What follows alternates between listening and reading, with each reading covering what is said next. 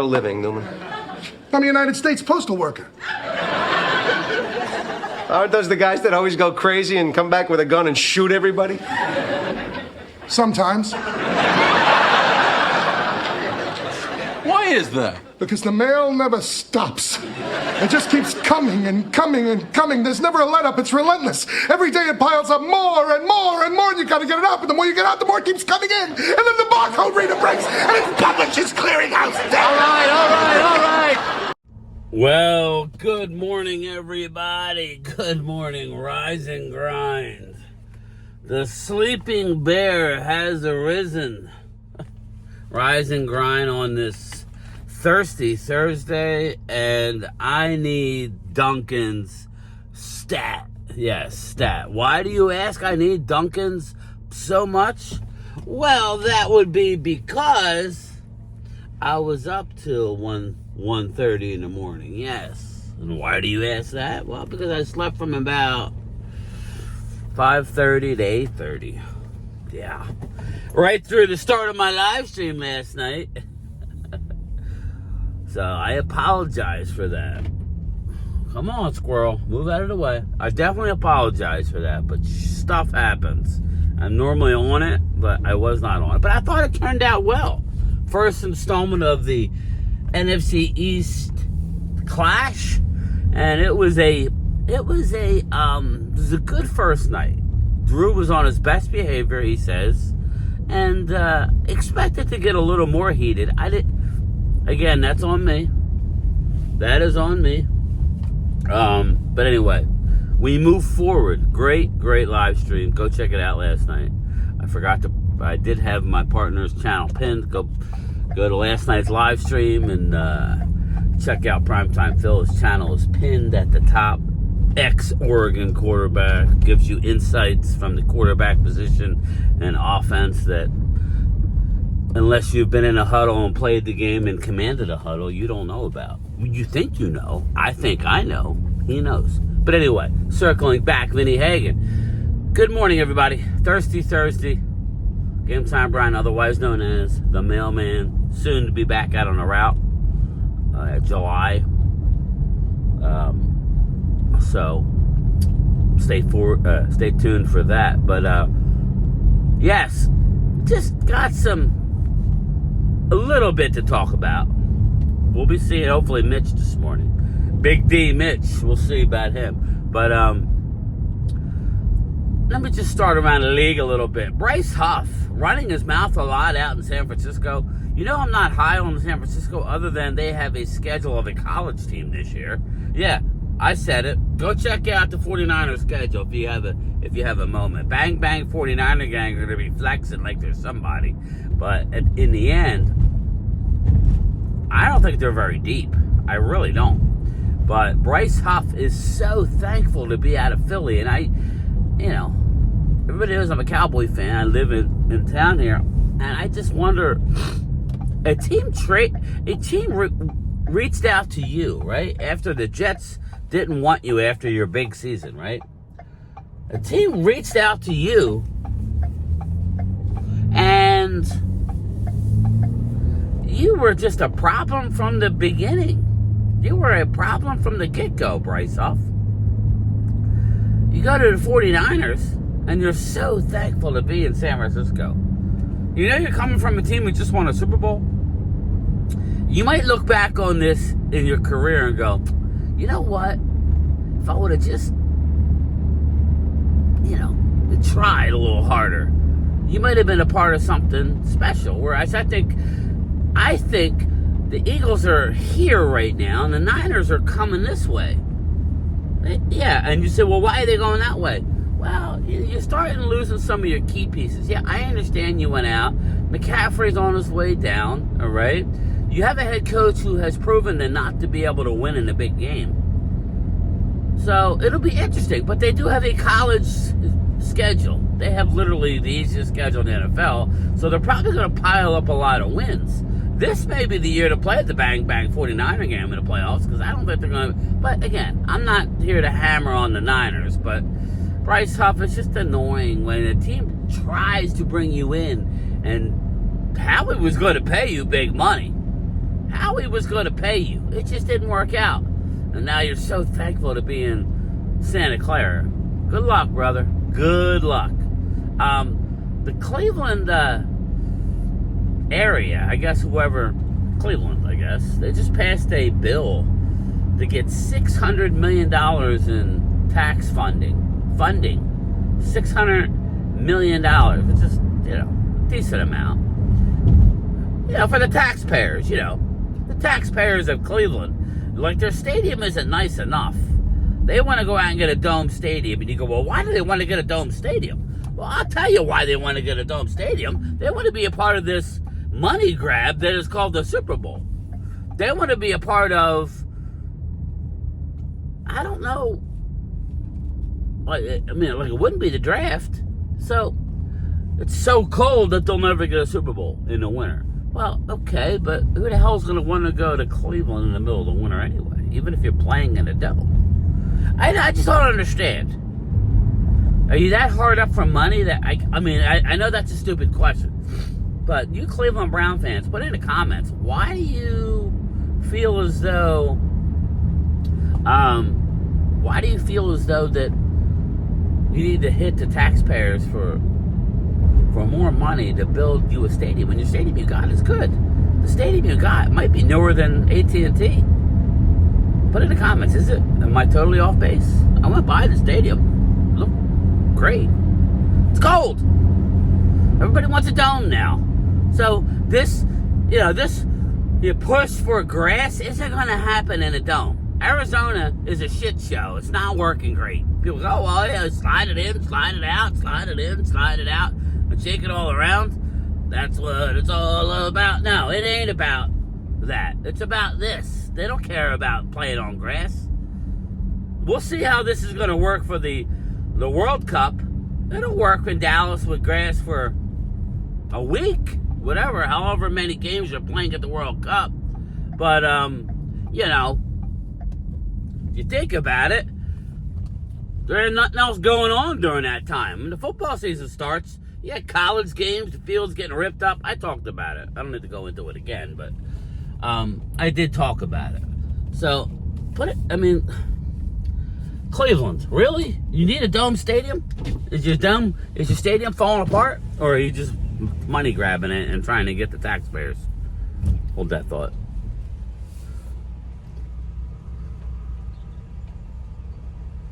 Hello? Hey, I got a mobile order for Brian. Thank you, Clarice. Come on. That ain't Mitch. That ain't Big Dick Mitch. Nope. He sounds like a young punk who doesn't want to take my order. It smells like gas around here. Whew. Something stinks. Whew.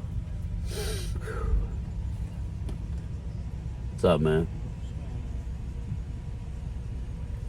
Yeah, I got two. One for the boss and one for me. Thank you. Let me rewind here. Oh, there you go. There you go. The fuck out of my way, bro. People are miserable. And now you lost your spot. Now you lost it. People are miserable. Smile in the morning. Smile giving me my Dunkins. Come on, bro. Look at all these people coming in hot for. I came in Dunkins at the perfect spot. In and out. Even without Mitch and the two girls. Alright, here we go. I got an opening. Bang! Got an opening. Drop the hammer. Anyway, moving along. Dallas Cowboys come out August 19th, right before my birthday. Yes. Game time's a Leo. August 21st. Yes. August 21st is my B-Day. Be there or be square. Netflix series. I gotta dig more into it. Is this the Jerry Jones one? Or is this something else? Again, they want Hard Knocks in the worst way, Dallas Cowboys. They're like, you ain't giving us Hard Knocks every year? Oh, wait, we are on Hard Knocks. We're on the in-season version of Hard Knocks. Yes. We are in the in-season version. Maybe me in prime time and everybody in Vegas will be on Hard Knocks. Maybe we will. Maybe the cameras will be there. Huh? We'll have to look up the dates, but NFC East Hard Knocks we are on, but Dallas loves the cameras. Shotty! Anyway, Dallas loves it. So, we will be on the Netflix series. I'll enjoy it. I love seeing behind the scenes. And a guy like Shotty maybe be able to handle it better than Mike McCarthy, who doesn't want any part of cameras, like Bill Parcells. He said, well, they're winners. In this day and age, you got to be able to win with the cameras. Sorry, you can't have it either way. You can't hide unless you're in Green Bay, right? If you're in Green Bay and there's 3 pool reporters and that's it, something like that. Even after you win a Super Bowl, it's like the only time you get any kind of pub is on standalone games on Sunday and Monday Night Football, Thursday Night Football. So you got to be able to win in this environment. You got to be able to win with all the cameras. And I like where Shotty's coming at. Everybody's getting over stimulated with what they're seeing with Brian Schottenheimer. I like what I'm seeing, but I am being cautiously optimistic. I am moving because I want to see. Okay, we have a lot of young players, but we have veterans in key areas. You know what I mean? And when I say veteran, when you're not a rookie, you're basically a veteran in the NFL. Sorry. You say, well, he's a second-year player. You need to be ready to go by year 2. You don't really know by year 3. I understand technically as far as your draft class, but when the average lifespan in the NFL is less than 5 years, right? I think it's like 3 years you're in and out of the NFL. Now, that's including everybody, So, you got to come out of the gate. You pretty much know if you're going to be a good player, even if you're a late-round draft pick, we're going to know about Jay Toia right away. Jay Toia is either going to be just another guy and maybe get a little better, or he going to be, okay, Jay Toia, all right, we got ourselves our one tech.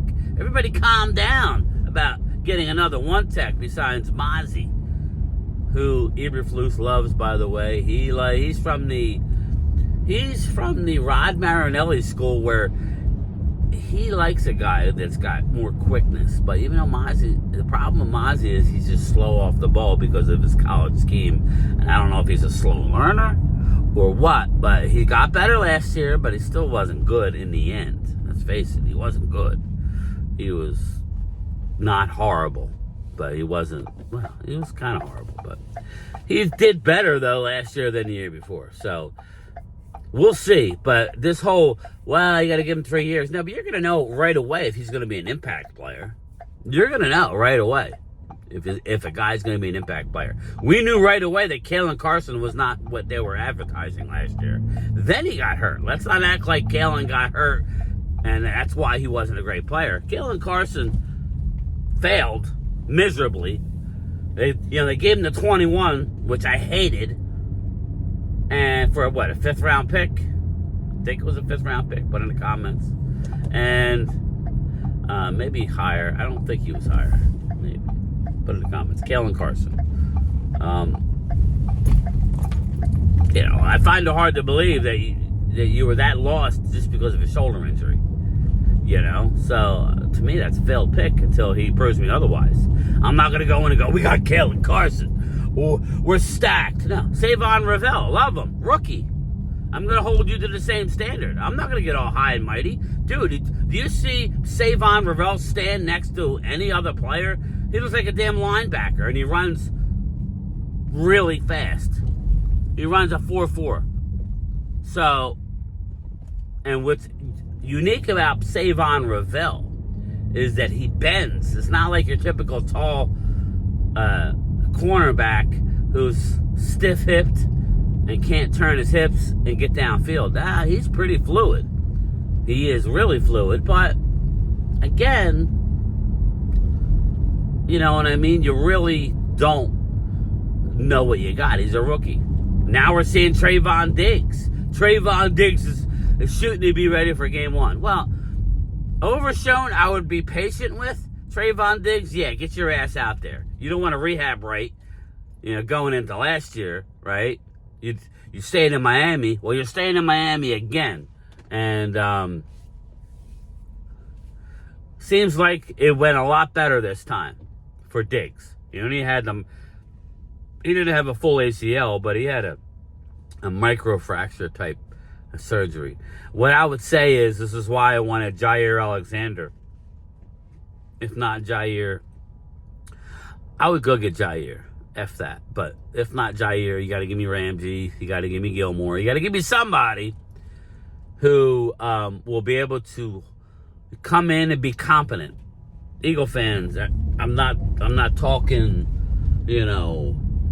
be Pro Bowl. I'm talking to be confident to hold the fort down.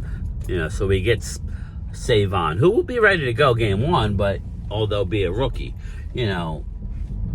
just look at what happened last year with Cooper DeJean. He missed the first month, 6 weeks of the season. Came in, they didn't rush him. Came in and he worked out well. Savon Ravel actually has a higher ceiling than Cooper DeJean. I know that's going to cause issues, but as far as draft stock, if he didn't have the ACL, he would have went and he would have been the first corner taken. So that I'm not trying to compare him to DeJean. I'm just trying to tell you the type of talent that he is. So, like Ultra says, you can't sit there and say, well, DeJean worked out, but Savon ain't going to work out. That's just being a hater, right? Draft stock-wise, analysis coming out of the draft, Savon Ravel was a stud, right? The thing is, Eagles went out and got Kenyon Mitchell and DeJean, and we'll be able to... Ooh, that was close. I almost clipped somebody. See Logan? All right, I need to be careful here. She didn't... It wasn't her fault. It was me. Amazon's killing us. We got all these packages at the dock.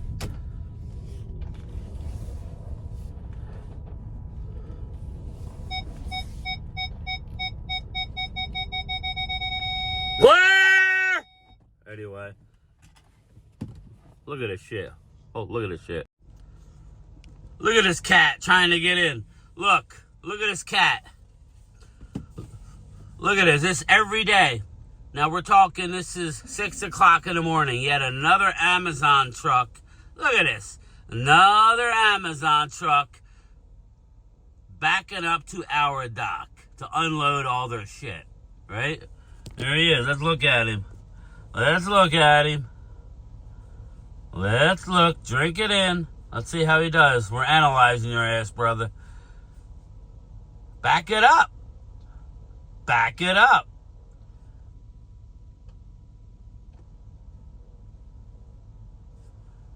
Wow. See? Now, that's what we deal with here. Amazon, UPS doesn't back up as much as they normally do. Our contract ended, but they still drop off some stuff. And FedEx is here every day. Everybody thinks that they're our competitors. Yeah, they're getting paid a little more than we are, but we deliver their shit. But anyway, that's it for me. Go ahead and fill in the gaps for me in the comments. Again, great stream last night. Sorry I was late. Now I'm tired again, which is why liquid gold's getting ready to go in me. Anyway, sorry, I look like ass. Sorry, everybody. All right, everybody. Talk to you later. Stay tuned. You never know when you're going to get a video. Make sure you have your bell notifications on. Hit that bell. Make sure you like and share this. We're growing like weeds here. We're growing like weeds. If you want to be a part of the Zoom crew, remember, every Wednesday night we're doing an NFC East clash. So we need you to be Leo. You're welcome on the other Zoom calls every now and again, but it's really towards the Game Time Zoom crew. You got to be part of the Zoom crew, the $4.99 a month. Do that, and then you very well could be the next guest on Wednesday night NFC Showdown. Grab his dick and twist it! Oh my god, dude, this is an MMA fight, dude. This is You too much. twist that dick! Twist his dick! Twist his dick! Oh my god, dude. Oh my god.